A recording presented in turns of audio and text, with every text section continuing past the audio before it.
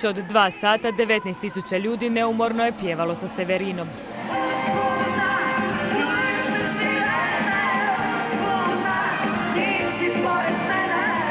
Baš kako je i najavila, koncert je bio prava bajka u 4 čina.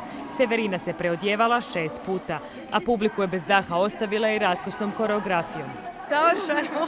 Predstava prava, spektakl pravi. Pa ova cijela izvedba, znači imala je koreografiju savršenu. Super. Savršeno, pogotovo njemu, on je van sebe.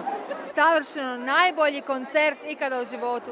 Osim novih pjesama, Severina je otpjevala i neke svoje stare hitove.